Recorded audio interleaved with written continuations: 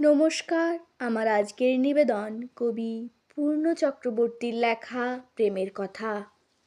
মহাপুরুষ বিবেকানন্দ প্রচার করেছেন এই প্রেমের বাণী।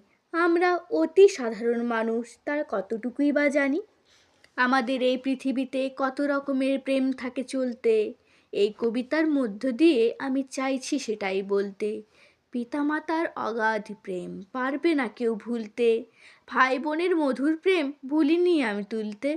দাদু নাতির প্রেমের কথাও পড়েনি তো বাদ, সব দাদু দিদারই থাকে বলি নাতি নাতনি দেখার স্বাদ। কৃষ্ণের ওই বাঁশির প্রেমে পড়েছিলেন স্বয়ং রাধা, বাঁশির সুর শুনলে পরে মানতেন না কোনো বাধা। ভারত মায়ের প্রেমে পড়ে হয়েছে কত বলি, তাই তো আমরা আজকে সবাই স্বাধীনভাবে চলি।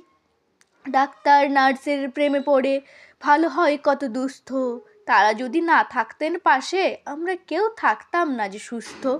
ফুটবলে প্রেমী ক্রিকেট প্রেমীতে ভরে আছে মোদের দেশ, প্রেমের কথা লিখতে গেলে হবে না তো শেষ। আমরা সবাই পড়ে গেছি এখন শিশুদের প্রেমে, শিক্ষক শিক্ষিকা ড্রাইভার কাজের মাসি আছে বাঁধা সকলেই একটা ফ্রেমে। টাকার প্রেমে পড়ে মানুষ হয়ে গেছে পুরো অন্ধ, প্রেম চলছে প্রেম চলবে হবে না তো বন্ধ।